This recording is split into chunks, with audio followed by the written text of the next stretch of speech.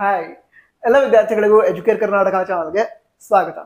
ಈಗ KCET counselling process ಯಾವ ರೀತಿ ಇರುತ್ತೆ ಅಂತ ತುಂಬಾ ಸ್ಟೂಡೆಂಟ್ಸ್ ಕೇಳ್ತಾ ಇದ್ರು. ಈಗ ಕೌನ್ಸಿಲಿಂಗ್ ಏನಿರುತ್ತೆ, ಫಸ್ಟ್ ರೌಂಡ್ ಕೌನ್ಸಿಲಿಂಗ್, ಅದರಲ್ಲಿ ಯಾವ್ಯಾವ ಪ್ರೊಸೀಜರ್ಸ್ ಅಥವಾ ಸ್ಟೆಪ್ಸ್ ಇರುತ್ತೆ. ನಂತರ ಈಗ ಎಕ್ಸಾಂಪಲ್ ಆಪ್ಷನ್ ಎಂಟ್ರಿ, ಅದು ಕಂಪ್ಲೀಟ್ ಆಗೋದಕ್ಕೆ ಎಷ್ಟು ದಿನ ಟೈಮ್ ತೆಗೆದುಕೊಳ್ಳುತ್ತೆ, ಆಪ್ಷನ್ ಎಂಟ್ರಿ ಆದ ಎಷ್ಟು ದಿನಗಳ ನಂತರ ಈ ರಿಸಲ್ಟ್, ಫಸ್ಟ್ ರೌಂಡ್ ರಿಸಲ್ಟ್ ಅನ್ನ ಅನೌನ್ಸ್ ಮಾಡ್ತಾರೆ. ಈ ಎಲ್ಲ ಡೀಟೇಲ್ಸ್ ಅನ್ನ ನಿಮಗೆ ಕೊಡಬೇಕು ಅಂತ ಈ ವಿಡಿಯೋನ ಮಾಡ್ತಿರೋದು. ಅಂದ್ರೆ ಇದುವರೆಗೆ ಅಫಿಷಿಯಲಿ ಕೌನ್ಸಿಲಿಂಗ್ ಡೇಟ್ಸ್ ಅನ್ನ ಅನೌನ್ಸ್ ಮಾಡಿಲ್ಲ, ಬಟ್ ಇಷ್ಟು ದಿನ ಗ್ಯಾಪ್ ಇರುತ್ತೆ, ಅದರೊಳಗಡೆ ನಾವು ಇಂಥ ವರ್ಕ್ ಮಾಡಬೇಕು, ಇದರ ಐಡಿಯಾ ಎಲ್ಲ ನಿಮಗೆ ಇರಬೇಕು ಅಂತ ಈ ವಿಡಿಯೋನ ಮಾಡ್ತಿರೋದು. ನಂತರ KCET ಕೌನ್ಸಿಲಿಂಗ್ ಪ್ರಾಸೆಸ್ ರಿಲೇಟೆಡ್ ಅಥವಾ ಗೈಡೆನ್ಸ್ ರಿಲೇಟೆಡ್ ಎಜುಕೇರ್ ಕರ್ನಾಟಕವನ್ನ ಯಾವ್ಯಾವ ವಿದ್ಯಾರ್ಥಿಗಳು ಟ್ರಸ್ಟ್ ಮಾಡ್ತೀರಾ ಹಾಗೆ ಫಾಲೋ ಮಾಡ್ತಿದ್ದೀರಾ ಅವರೆಲ್ಲರೂ ಕೂಡ ತಪ್ಪದೇ ವಿಡಿಯೋನ ಲೈಕ್ ಮಾಡಿ ನಮ್ಮ ವರ್ಕ್ಗೆ ನಿಮ್ಮ ಸಪೋರ್ಟ್ ಅನ್ನ ತಿಳಿಸಿ. ಸರಿ, ಈಗ ವಿಷಯವನ್ನು ತಿಳ್ಕೊಳ್ತಾ ಹೋಗೋದಾದ್ರೆ ಮೊದಲಿಗೆ ಈ ಡಾಕ್ಯುಮೆಂಟ್ ವೆರಿಫಿಕೇಶನ್ ಸ್ಲಿಪ್ ಏನಿದೆ ಅದನ್ನ ಡೌನ್ಲೋಡ್ ಮಾಡ್ಕೊಳ್ಳೋದಕ್ಕೆ ಕೊಡ್ತಾರೆ. ಓಕೆನಾ? ಈ ವರ್ಷ ಈ ಡಾಕ್ಯುಮೆಂಟ್ ವೆರಿಫಿಕೇಶನ್ ಸ್ಲಿಪ್ ರಿಲೇಟೆಡ್ ಕೆಲವು ಚೇಂಜಸ್ ಅನ್ನ ಮಾಡ್ತೀವಿ ಅಂತ ಹೇಳಿದ್ರೆ ನೋಡೋಣ ಯಾವ ರೀತಿ ಚೇಂಜಸ್ ಅಂತ. ಅನೌನ್ಸ್ ಮಾಡಿಲ್ಲ, ಯಾವ ರೀತಿ ಚೇಂಜಸ್ ಅಂತ ಅನೌನ್ಸ್ ಮಾಡಿದ್ರೆ ಅದನ್ನು ಕೂಡ ಹೇಳಿರ್ತೀವಿ. ಓಕೆ, ಡಾಕ್ಯುಮೆಂಟ್ ವೆರಿಫಿಕೇಶನ್ ಸ್ಲಿಪ್ ಅನ್ನ ಡೌನ್ಲೋಡ್ ಮಾಡ್ಕೊಳ್ಳೋದಕ್ಕೆ ಕೊಡ್ತಾರೆ, ಅದನ್ನ ಡೌನ್ಲೋಡ್ ಮಾಡ್ಕೋಬೇಕು. ಅದರ ನಂತರ ಸೀಟ್ ಮ್ಯಾಟ್ರಿಕ್ಸ್ ಅನ್ನ ರಿಲೀಸ್ ಮಾಡ್ತಾರೆ. ಓಕೆನಾ? ಈಗ ಎಂಜಿನಿಯರಿಂಗ್ ನ ಡ್ರಾಫ್ಟ್ ಸೀಟ್ ಮ್ಯಾಟ್ರಿಕ್ಸ್ ಅನ್ನ ರಿಲೀಸ್ ಮಾಡ್ತಾರೆ. ಡ್ರಾಫ್ಟ್ ಸೀಟ್ ಮ್ಯಾಟ್ರಿಕ್ಸ್ ಅಂದ್ರೆ ಇದರೊಳಗಡೆ ಕೆಲವು ಚೇಂಜಸ್ ಆಗುವಂತಹ ಚಾನ್ಸ್ ಇರುತ್ತೆ. ಅಂದ್ರೆ ಕೆಲವು ಸ್ಟೂಡೆಂಟ್ಸ್ ಹೇಳ್ತಾ ಇದ್ರು ನಿಮಗೆ ಕೆಲವು ಕಾಲೇಜ್ಗಳು ಈ ಡ್ರಾಫ್ಟ್ ಸೀಟ್ ಮ್ಯಾಟ್ರಿಕ್ಸ್ ಅಲ್ಲಿ ಸಿಗ್ತಾ ಇಲ್ಲ, ಯಾಕೆ ಅಂತ. ಸಿಗತ್ತೆ, ಯಾಕಂತ ಹೇಳಿದ್ರೆ ಈಗ ರಿಲೀಸ್ ಮಾಡಿರೋದು ಹೇಳಿದ್ನಲ್ವಾ, ತಾತ್ಕಾಲಿಕ ಸೀಟ್ ಮ್ಯಾಟ್ರಿಕ್ಸ್ ಅಥವಾ ಡ್ರಾಫ್ಟ್ ಸೀಟ್ ಮ್ಯಾಟ್ರಿಕ್ಸ್, ಇದರಲ್ಲಿ ಕೆಲವು ಚೇಂಜಸ್ ಆಗೋ ಚಾನ್ಸ್ ಇರುತ್ತೆ. ಮುಂದೆ ಏನಾಗುತ್ತೆ ಅಂತ ಹೇಳಿದ್ರೆ ನಿಮಗೆ ಯಾವ್ಯಾವ ಕಾಲೇಜಸ್ ಈಗ ಸಿಗ್ತಾ ಇಲ್ಲ ಈ ಸೀಟ್ ಮ್ಯಾಟ್ರಿಕ್ಸ್ ಅಲ್ಲಿ, ಅದು ಮುಂದೆ ಸಿಗುತ್ತೆ. ಫೈನಲ್ ಸೀಟ್ ಮ್ಯಾಟ್ರಿಕ್ಸ್ ಅಂತ ರಿಲೀಸ್ ಮಾಡ್ತಾರೆ, ಅವಾಗ ಸಿಗುತ್ತೆ. ಸೊ ಟೆನ್ಷನ್ ಮಾಡ್ಕೊಳ್ಳೋ ಅವಶ್ಯಕತೆ ಇಲ್ಲ, ರಿಲ್ಯಾಕ್ಸ್. ಓಕೆ, ಹಾಗಿದ್ರೆ ಸೀಟ್ ಮ್ಯಾಟ್ರಿಕ್ಸ್ ಅನ್ನ ರಿಲೀಸ್ ಮಾಡ್ತಾರೆ. ಹಾಗೆ ಈ ವರ್ಷದ ಫೀ ಸ್ಟ್ರಕ್ಚರ್ ಏನಿದೆ ಅದನ್ನು ಕೂಡ ರಿಲೀಸ್ ಮಾಡ್ತಾರೆ. ನಂತರ ಈ ವಿಡಿಯೋನ ಯಾವ ರೀತಿ ಮಾಡ್ತಾ ಇದ್ದೀನಿ ಅಂದ್ರೆ ಕೌನ್ಸಿಲಿಂಗ್ ಶೆಡ್ಯೂಲ್ ಯಾವ ರೀತಿ ಇರುತ್ತೆ, ಡೇಟ್ಸ್ ಯಾವ ರೀತಿ ಇರುತ್ತೆ ಅಂತ ನಿಮಗೆ ಸ್ಟಾರ್ಟ್ ಆಗೋ ಮೊದಲೇ ಐಡಿಯಾ ಇರಲಿ ಅಂತ ಏನು ವಿಡಿಯೋ ಮಾಡ್ತಿದ್ದೀನಿ. ಅದೇ ರೀತಿ ಫೀ ಸ್ಟ್ರಕ್ಚರ್ ರಿಲೇಟೆಡ್ ಕೂಡ ವಿಡಿಯೋನ ಆಲ್ರೆಡಿ ಮಾಡಿದ್ದೀನಿ, ನೀವು ನೋಡಿದ್ರೆ ನೋಡಿ, ಹೆಲ್ಪ್ ಆಗುತ್ತೆ. ವಿಡಿಯೋದ ಲಿಂಕ್ ಡಿಸ್ಕ್ರಿಪ್ಷನ್ ಅಲ್ಲಿ ಕೊಟ್ಟಿರ್ತೀನಿ. ಓಕೆನಾ? ಹಾಗಿದ್ರೆ ಸೀಟ್ ಮ್ಯಾಟ್ರಿಕ್ಸ್ ಹಾಗೆ ಫೀ ಸ್ಟ್ರಕ್ಚರ್ ಅನ್ನ ರಿಲೀಸ್ ಮಾಡ್ತಾರೆ. ಇದು ಎಲ್ಲಾ ಕೋರ್ಸಸ್ ರಿಲೇಟೆಡ್, ಕೇವಲ ಎಂಜಿನಿಯರಿಂಗ್ ಅಲ್ಲ, engineering, medical, nursing, pharmacy, agriculture, veterinary, architecture, ಈ ರೀತಿ ಎಲ್ಲಾ ಕೋರ್ಸ್ಗಳ ಸೀಟ್ ಮ್ಯಾಟ್ರಿಕ್ಸ್ ನ ರಿಲೀಸ್ ಮಾಡ್ತಾರೆ. ಅದರಲ್ಲಿ ಈ ಕೌನ್ಸಿಲಿಂಗ್ ಮೂಲಕ ನೀವು ಯಾವ್ಯಾವ ಕಾಲೇಜ್ಗಳಲ್ಲಿ ಯಾವ್ಯಾವ ಬ್ರಾಂಚಸ್ ಆಗಿರ್ಬಹುದು ಅಥವಾ ಯಾವ್ಯಾವ ಕೋರ್ಸಸ್ಗಳಿಗೆ ಪಾರ್ಟಿಸಿಪೇಟ್ ಮಾಡಿ ಸೀಟ್ ಅನ್ನ ಪಡೆದುಕೊಳ್ಬಹುದು, ಆ ಎಲ್ಲ ಡೀಟೇಲ್ಸ್ ಇರುತ್ತೆ ಇದರಲ್ಲಿ ಸೀಟ್ ಮ್ಯಾಟ್ರಿಕ್ಸ್ ಅಲ್ಲಿ. ಹಾಗೆ ಎಲ್ಲ ಕೋರ್ಸಸ್ಗಳಿಗೆ ಸಂಬಂಧಿಸಿದ ಫೀ ಸ್ಟ್ರಕ್ಚರ್, ಇಂತಿಷ್ಟು ಫೀಸ್ ಇರುತ್ತೆ ಈ ವರ್ಷ ಅಂತ ಅದ್ರ ಡೀಟೇಲ್ಸ್ ಕೂಡ ಕೊಟ್ಟಿರ್ತಾರೆ. ಅದ್ರ ನಂತರ ಏನಾಗುತ್ತೆ ಅಂತ ಹೇಳಿದ್ರೆ ಆಪ್ಷನ್ ಎಂಟ್ರಿ ಸ್ಟಾರ್ಟ್ ಆಗುತ್ತೆ. ಆಪ್ಷನ್ ಎಂಟ್ರಿ ಅಂತ ಹೇಳಿದ್ರೆ ನಾನು ಆಲ್ರೆಡಿ ಕೆಲವು ವಿಡಿಯೋಗಳನ್ನ ಮಾಡಿ ನಿಮಗೆ ಆಪ್ಷನ್ ಎಂಟ್ರಿ ರಿಲೇಟೆಡ್ ನಿಮಗೆ ಗೊತ್ತಿರಬೇಕಾಗಿರುವಂತಹ ಎಲ್ಲ ಡೀಟೇಲ್ಸ್ ಹೇಳಿದೀನಿ. ಆಪ್ಷನ್ ಎಂಟ್ರಿ ಅಂತ ಹೇಳಿದ್ರೆ ಈಗ ನಿಮಗೆ ಪ್ರಯಾರಿಟಿ ಇರುತ್ತಲ್ವಾ, ಅಂದ್ರೆ ಈ ಕಾಲೇಜ್ ನಿಮ್ಗೆ ತುಂಬಾ ಇಷ್ಟ, ಇಂಥ ಬ್ರಾಂಚ್ ನನಗೆ ತುಂಬಾ ಇಷ್ಟ, ಅಥವಾ ಇಂಥ ಕೋರ್ಸ್ ನನಗೆ ತುಂಬಾ ಇಷ್ಟ ಅಂತ. ಸೊ ಅದನ್ನ ಪ್ರಯಾರಿಟಿ ಪ್ರಕಾರ ಆ್ಯಡ್ ಮಾಡ್ತಾ ಹೋಗ್ಬೇಕು. ಈಗ ಎಕ್ಸಾಂಪಲ್, ನಿಮಗೆ ಮೆಡಿಕಲ್ ತುಂಬಾ ಇಷ್ಟ, MBBS ಮಾಡ್ಬೇಕು ಅಂತಿದ್ರೆ ಅದನ್ನ ಫಸ್ಟ್ ಪ್ರಯಾರಿಟಿ ಇಟ್ಕೊಳ್ರಿ. ಒಂದು 10 ಕಾಲೇಜ್, 10 ಕಾಲೇಜಸ್ ಮೆಡಿಕಲ್ ಕಾಲೇಜ್ ಅನ್ನ ಆ್ಯಡ್ ಮಾಡ್ಕೊಳ್ರಿ. ಈಗ ಅಕಸ್ಮಾತ್ಗೆ ನನ್ನ ರ್ಯಾಂಕ್ಗೆ ಮೆಡಿಕಲ್ ಸೀಟ್ ಸಿಗಲ್ಲ ಅಂತ ಹೇಳಿದ್ರೆ ನನಗೆ ಎಂಜಿನಿಯರಿಂಗ್ ಮಾಡ್ತೀನಿ ಆಗ್ತಿದ್ರೆ ಆ ಮೆಡಿಕಲ್ ಕಾಲೇಜ್ಗಳ ನಂತರ ಎಂಜಿನಿಯರಿಂಗ್ ಕಾಲೇಜ್ನ ಆ್ಯಡ್ ಮಾಡಿದ್ರಿ. ನಂತರ ಒಂದು 2-3 ಇಂಜಿನಿಯರಿಂಗ್ ಕಾಲೇಜ್ ಇಷ್ಟ ಇದೆ, ಅದನ್ನ ನೆಕ್ಸ್ಟ್ 3 ಪ್ರಯಾರಿಟಿಲಿ ಇಟ್ಕೊಳ್ರಿ. ಅದ್ರ ನಂತರ ಬೇರೆ ಇಂಜಿನಿಯರಿಂಗ್ ಕಾಲೇಜ್ಗಿಂತ ನನಗೆ ಅಗ್ರಿಕಲ್ಚರ್ ಸಿಗತ್ತೆ ಚೆಕ್ ಮಾಡೋಣ ಅಂತ ಅದ್ರ ನೆಕ್ಸ್ಟ್ ಅಗ್ರಿಕಲ್ಚರ್ ಆ್ಯಡ್ ಮಾಡ್ಕೊಳ್ರಿ. ಅದ್ರ ಮತ್ತೆ ಎಂಜಿನಿಯರಿಂಗ್, ನರ್ಸಿಂಗ್ ಅನ್ನ ಆ್ಯಡ್ ಮಾಡ್ಕೊಳ್ರಿ. ಈ ರೀತಿ ಆಪ್ಷನ್ ಎಂಟ್ರಿ ಮಾಡೋದಿರುತ್ತೆ. ಈ ಆಪ್ಷನ್ ಎಂಟ್ರಿ ಏನಿದೆ ಆ ಪ್ರೊಸೆಸ್ ಅನ್ನ ಸ್ಟಾರ್ಟ್ ಮಾಡ್ತಾರೆ. ಈ ಆಪ್ಷನ್ ಎಂಟ್ರಿ ಪ್ರಾಸೆಸ್ ಏನಿದೆ ಅದು ಒಂದು 6 to 7 ಡೇಸ್ ನಡೆಯುತ್ತೆ. 6 ರಿಂದ 7 ದಿನಗಳ ಕಾಲ ಟೈಮ್ ಕೊಟ್ಟಿರ್ತಾರೆ ಆಪ್ಷನ್ ಎಂಟ್ರಿ ಮಾಡೋದಕ್ಕೆ. ನಂತರ ಆಪ್ಷನ್ ಎಂಟ್ರಿ ಇಂಥ ಡೇಟ್ ಇಂದ ಸ್ಟಾರ್ಟ್ ಆಗುತ್ತೆ ಅಂತ ಡೇಟ್ ಅನೌನ್ಸ್ ಮಾಡ್ತಾರಲ್ವಾ, ಆಪ್ಷನ್ ಎಂಟ್ರಿ ಸ್ಟಾರ್ಟ್ ಆದ ಡೇಟ್ಗೆ ಹೋಗಿ ಆಪ್ಷನ್ ಎಂಟ್ರಿ ಮಾಡಬೇಕು ಅಂತ ಇರಲ್ಲ, ಸ್ವಲ್ಪ ಟೈಮ್ ತೆಗೆದುಕೊಳ್ಳಿ. ಈಗ ಯಾವ್ಯಾವ ಕಾಲೇಜಸ್ ಅನ್ನ ಆ್ಯಡ್ ಮಾಡ್ತಾ ಇದೀವಿ, ಯಾವ ಕಾಲೇಜನ್ನ ಆ್ಯಡ್ ಮಾಡಬೇಕು, ಯಾವ ಕೋರ್ಸನ್ನ ಆ್ಯಡ್ ಮಾಡಬೇಕು, ಇದನ್ನ ಈ ಕೋರ್ಸಸ್ಗಳ ಬಗ್ಗೆ ಹಾಗೆ ಕಾಲೇಜ್ಗಳ ಬಗ್ಗೆ ನಾಲೆಜ್ ಇರೋರು ಇರ್ತಾರಲ್ವಾ ಅವ್ರ ಹತ್ರ ಇನ್ಫಾರ್ಮೇಶನ್ ಪಡ್ಕೊಳ್ಳಿ. ಹಾಗೆ ಪೇರೆಂಟ್ಸ್ ಏನಿರ್ತಾರೆ ಅವರ ಗೈಡೆನ್ಸ್ ಕೂಡ ಪಡ್ಕೊಳ್ಳಿ. ಅಂದ್ರೆ ಇಂಥ ಕಾಲೇಜ್ ಇದೆ, ನಾನೀಗ ಯಾವುದೋ ಒಂದು ಹಳ್ಳಿಲಿ ಇದ್ದೀರಾ, ಬೆಂಗಳೂರಿಗೆ ಹೋಗ್ಬೇಕು ಅಂತಿದ್ದೀನಿ, ಹೋಗಬಹುದಾ ಅಂತ ಪೇರೆಂಟ್ಸ್ ಹತ್ರ ಕೇಳ್ಕೊಳ್ಳಿ. ಕೆಲವೊಮ್ಮೆ ನಾನು ಬೇಡ, ಹತ್ತಿರ ದೂರಲ್ಲೇ ಇರುವಂತ ಪೇರೆಂಟ್ಸ್ ಇರ್ತಾರೆ. ಸೊ ಅದನ್ನೆಲ್ಲ ತಿಳಿದುಕೊಂಡು ಕಾಲೇಜನ್ನ ಆ್ಯಡ್ ಮಾಡ್ಕೊಳ್ಳಿ. ಅಲಾವ್ ಮಾಡ್ತಾರೆ ಅಂತ ಹೇಳಿದ್ರೆ ತುಂಬಾ ಒಳ್ಳೇದು. ಯಾಕಂತ ಹೇಳಿದ್ರೆ ಬೆಂಗಳೂರು ಕಡೆ ಹೋದ್ರೆ ಈಗ ನಿಮಗೆ ವರ್ಕ್ ಯಾವ ರೀತಿ ನಡೆಯುತ್ತೆ IT ಕಂಪ್ನೀಸ್ ಅಲ್ಲಿ ಅದೆಲ್ಲ ನಿಮ್ಗೆ ಐಡಿಯಾ ಸಿಗ್ತಾ ಇರುತ್ತೆ. ಅದಕ್ಕೋಸ್ಕರ ಅದೇ ಇದೆಲ್ಲ ವಿಷಯವನ್ನ ತಿಳಿದುಕೊಂಡು ಕಾಲೇಜ್ಗಳನ್ನ ಲಿಸ್ಟ್ ಮಾಡ್ಕೊಳ್ಳಿ. ಅದ್ರ ನಂತರ ಆಪ್ಷನ್ ಎಂಟ್ರಿ ಸ್ಟಾರ್ಟ್ ಆದ 1 ದಿನದ ನಂತರ ಅಥವಾ 2 ದಿನದ ನಂತರ ಆಪ್ಷನ್ ಎಂಟ್ರಿ ಮಾಡಬಹುದು. ಓಕೆ, ಹಾಗಿದ್ರೆ ಈ ಆಪ್ಷನ್ ಎಂಟ್ರಿ ಪ್ರಾಸೆಸ್ ಏನಿದೆ ಅದಕ್ಕೆ ಸುಮಾರು ಹೇಳಿದ 6 to 7 days ಟೈಮ್ ಕೊಟ್ಟಿರ್ತಾರೆ. ಅದಕ್ಕೆ ಸ್ಟಾರ್ಟಿಂಗ್ ಅಲ್ಲೇ ಆಪ್ಷನ್ ಎಂಟ್ರಿ ಮಾಡೋದಕ್ಕೆ ಹೋಗ್ಬೇಡಿ, 1-2 ದಿನ ಟೈಮ್ ಅನ್ನು ತೆಗೆದುಕೊಂಡು ಅದರ ನಂತರ ಆಪ್ಷನ್ ಎಂಟ್ರಿ ಮಾಡಿ. ಆಪ್ಷನ್ ಎಂಟ್ರಿ ಮಾಡೋಕ್ಕಿಂತ ಮೊದಲು ಯಾವ ಕಾಲೇಜಸ್ ಅನ್ನ ಆಡ್ ಮಾಡಬೇಕು, ಯಾವ ಕೋರ್ಸಸ್ ಅನ್ನ ಆಡ್ ಮಾಡಬೇಕು ಅದನ್ನೆಲ್ಲ ಕರೆಕ್ಟ್ ಆಗಿ ತಿಳಿದುಕೊಂಡು ಈ ಆಪ್ಷನ್ ಎಂಟ್ರಿಯನ್ನ ಮಾಡಿ. ನಂತರ ಮತ್ತೊಂದು ವಿಷಯ ಗಮನದಲ್ಲಿರಲಿ, ಈ ಆಪ್ಷನ್ ಎಂಟ್ರಿ ಏನಿದೆ ಅದನ್ನ ಬೇರೆಯವ್ರು ಯಾರೋ ಮಾಡಲಿ ಅಂತ ಬಿಡಬೇಡಿ. ನಿಮ್ಮ ಆಪ್ಷನ್ ಎಂಟ್ರಿ ಲಿಸ್ಟ್ ನೀವೇ ರೆಡಿ ಮಾಡ್ಕೋಬೇಕು, ನಿಮ್ಮ ಆಪ್ಷನ್ ಎಂಟ್ರಿನೂ ಕೂಡ ನೀವೇ ಮಾಡಬೇಕು. ಓಕೆ, ಬೇರೆಯವ್ರ ಮೇಲೆ ಡಿಪೆಂಡ್ ಆಗಬೇಡಿ. ಯಾಕಂತ ಹೇಳಿದ್ರೆ ಈಗ ಬೇರೆ ಯಾರಿಗೋ ನೀವು ಆಪ್ಷನ್ ಎಂಟ್ರಿ ಲಿಸ್ಟ್ ಮಾಡಿಕೊಟ್ಟಿದ್ದೀರಾ, ಯಾವುದೋ ಅವ್ರಿಗೆ ಇಷ್ಟ ಇರೋ ಕಾಲೇಜಸ್ ಅನ್ನ ಅವ್ರು ಆ್ಯಡ್ ಮಾಡಿಕೊಟ್ಟಿರ್ತಾರೆ. ಈಗ ನಿಮಗೆ ಇಷ್ಟ ಇರೋ ಕಾಲೇಜ್ಗೆ ನೀವು ಹೋಗ್ಬೇಕು, ಬೇರೆಯವ್ರು ಯಾರೋ ಹೇಳ್ತಾರೆ ಅವ್ರು ಹೇಳಿದ ಕಾಲೇಜ್ಗೆ ಹೋಗ್ಬಿಡ್ತೀರಾ, ಸರಿ ಅಲ್ಲ. ಅಂದ್ರೆ ಪೇರೆಂಟ್ಸ್ ಹೇಳಿದಾರೆ ಓಕೆ, ಬಟ್ ನೀವು ಯಾರಿಗೋ ಒಬ್ಬರಿಗೆ ಹೇಳಿರ್ತೀರಾ ಆಪ್ಷನ್ ಎಂಟ್ರಿ ಲಿಸ್ಟ್ ಮಾಡ್ಕೊಡಿ ಅಂತ, ಅವ್ರು ಮಾಡ್ಕೊಟ್ಟಿದ್ದಾರೆ, ನಿಮ್ಗೆ ಎಷ್ಟು ಎಲ್ಲರೂ ಕಾಲೇಜ್ ಇತ್ತು ಹೋಗ್ಬಿಡ್ತೀರಾ, ತಪ್ಪು ನಿಮ್ದು ಆಗತ್ತೆ ಅವಾಗ. ಯಾಕಂತ ಹೇಳಿದ್ರೆ ನಿಮ್ಮ ಲೈಫಿನ ಡಿಸಿಷನ್ ತೆಗೆದುಕೊಳ್ಳೋದಕ್ಕೆ ನೀವು ಬೇರೆಯವರಿಗೆ ಅವಕಾಶ ಕೊಟ್ಟಂಗಾಯ್ತು. ನಿಮ್ಮ ಲೈಫಿನ ಡಿಸಿಷನ್ ನೀವು ತೆಗೆದುಕೊಳ್ಬೇಕು. ಕ್ಲಿಯರ್ ಆಯ್ತು? ಅದಕ್ಕೋಸ್ಕರ ಏನ್ ಮಾಡ್ತೀರಾ, ಆಪ್ಷನ್ ಎಂಟ್ರಿ ಲಿಸ್ಟ್ ನೀವು ರೆಡಿ ಮಾಡ್ಕೋತೀರಾ. ಈಗಲೇ ರೆಡಿ ಮಾಡ್ಕೊಳ್ಳಿ. Seat matrix draft seat matrix release ಮಾಡಿದರೆ ಅದನ್ನ ಯೂಸ್ ಮಾಡ್ಕೊಳ್ಳಿ. ಅಂದ್ರೆ ಇಂಜಿನಿಯರಿಂಗ್ ರಿಲೀಸ್ ಮಾಡ್ತಾರೆ, ಬೇರೆ ಕೋರ್ಸ್ ಕೂಡ ರಿಲೀಸ್ ಮಾಡ್ತಾರೆ ಮುಂದೆ. ಅಕಸ್ಮಾತ್ ಇಲ್ಲ ಅಂತ ಹೇಳಿದ್ರೆ ಹಿಂದಿನ ವರ್ಷದ ಸೀಟ್ ಮ್ಯಾಟ್ರಿಕ್ಸ್ ವೆಬ್ಸೈಟ್ ಅಲ್ಲೇ ಇದೆ.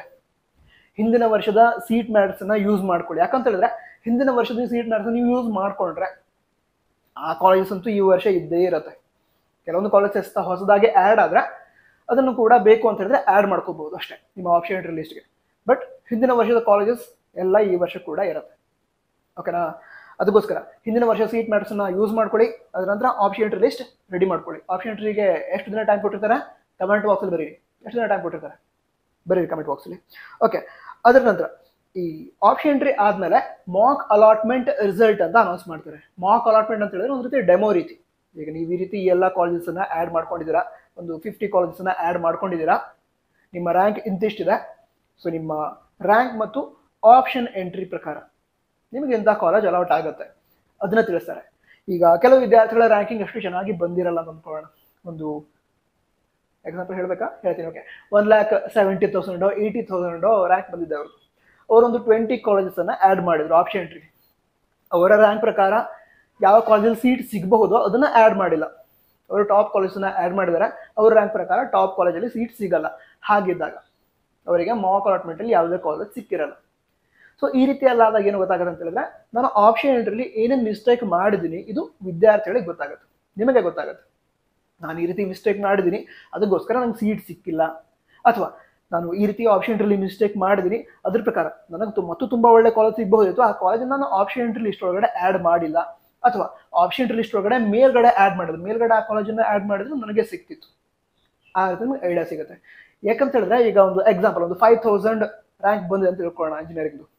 ಅವರು ಟಾಪ್ ಕಾಲೇಜಸ್ ಅಲ್ಲಿ ಅಂದ್ರೆ ಟಾಪ್ ಕಾಲೇಜ್ ಅನ್ನ ಆ್ಯಡ್ ಮಾಡಿದ್ದಾರೆ, ಬಟ್ ಟಾಪ್ ಕಾಲೇಜನ್ನ ಸ್ಟಾರ್ಟಿಂಗ್ ಅಲ್ಲಿ first priority, second priority, third priority, fourth priority ಈ ರೀತಿ ಆ್ಯಡ್ ಮಾಡಿಲ್ಲ. ಅವ್ರು ಮಾಡಿದ್ದಾರೆ 20, 21 ಅಂದ್ರೆ 20th ಪ್ರಯಾರಿಟಿ, 21st ಪ್ರಯಾರಿಟಿ ಈ ರೀತಿ ಅದ್ರ ನಂತರ ಆ್ಯಡ್ ಮಾಡ್ಕೊಂಡಿದ್ದಾರೆ. ಸ್ಟಾರ್ಟಿಂಗ್ ಅಲ್ಲಿ ಯಾವುದೋ ಕಾಲೇಜನ್ನ ಆ್ಯಡ್ ಮಾಡಿಬಿಟ್ಟಿದ್ದಾರೆ. ಅವಾಗ ಏನಾಗುತ್ತೆ, ಅವ್ರು ಸ್ಟಾರ್ಟಿಂಗ್ ಅಲ್ಲಿ ಆ್ಯಡ್ ಮಾಡಿದಂತಹ ಕಾಲೇಜನ್ನೇ ಅವ್ರಿಗೆ ಕೊಡ್ತಾರೆ.